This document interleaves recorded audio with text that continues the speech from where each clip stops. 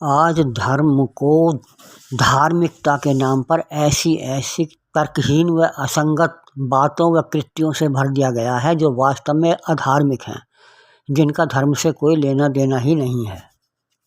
अब देखिए, प्रचलित सत्यनारायण कथा कलावती लीलावती की झूठी कहानी पर टिकी हुई है। रात्रि दुर्गा जागरण करना, ईश्वर के नाम पर प्रसाद वितरण करना क्या तर्कसंगत ठहराया जा सकता है? ईश्वर भक्ति अधिकतर मूर्ति पूजा पर टिकी है। भगवद गीता में अध्यायों के बाद दिए गए महात्म्य सब झूठे ही हैं, कहानियां हैं मनगढ़ंत, और ना ही वो तर्कसंगत हैं, तर्कहीन है सब। ईश्वर हमारे पापों को क्षमा कर देगा, ये क्या बात झूठी नहीं है? ये सत्य हो सकती है क्या? और ये सोचिए, क्या वो ईश्वर अन्यायी है?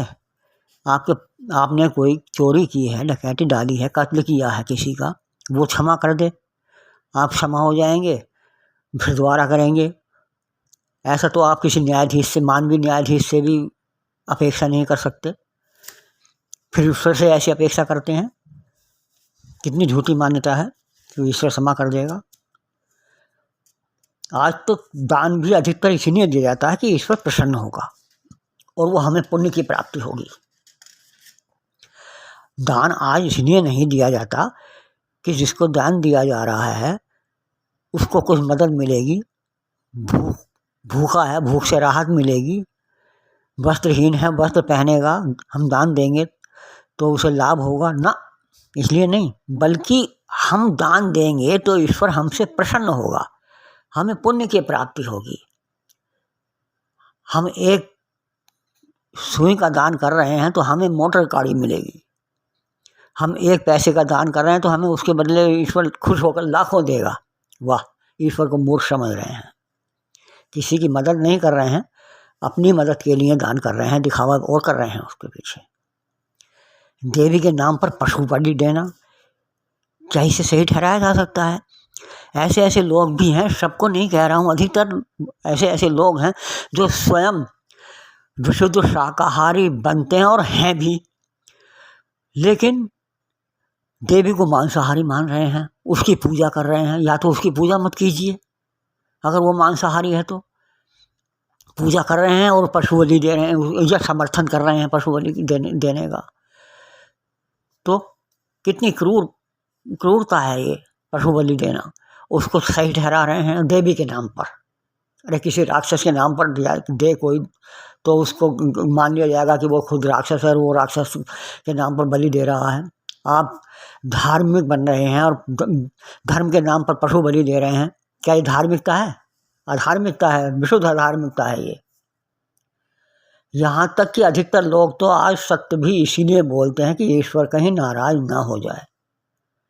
जैसे कि लोग टिकट, रेलवे में टिकट इसलिए लेते हैं, अधिकतर क्या, लगभग सब केवल इसीलिए टिकट लेते हैं कि कहीं चेक इन के दौरान वो पकड़े ना जाएं, दंडित ना हो जाएं।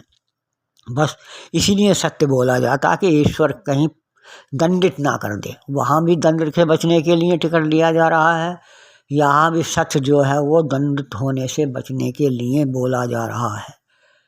तो कैसे इसको धार्मिकता मान लेंगे? सच बोलने को भी धर्म कैसे मान लें?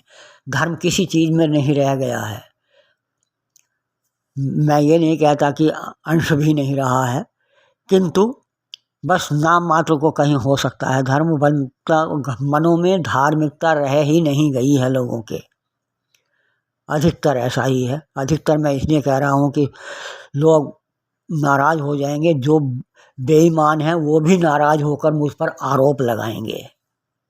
ऐसा नहीं है कि वो चुप रहेंगे, आरोप मुझ पर लगाएंगे कि हमें आप बेईमान ठहरा रहे हैं। जो बेईमान हैं उनकी बात कर रहा हूँ। इसलिए भाई, मैं ये नहीं कहता हूँ कि सभी ऐसे हैं ताकि मैं उनको जवाब दे सकूँ, भाई मैंने आपके लिए नहीं कहा है, ज़माना बोल रहा है, इसी योग्य हो गए हैं। बस ज़माना इसी योग्य हो गया, समाज इसी योग्य हो गया है कि सब वाहवाही कर रहे हैं, वाहवाही लूट रहे हैं, बेईमानी की जय हो रही है, धार्मिकता के नाम पर अधार्मिकता परोसी जा रही है और उस अधार्मिकता का ही सम्मान हो रहा है।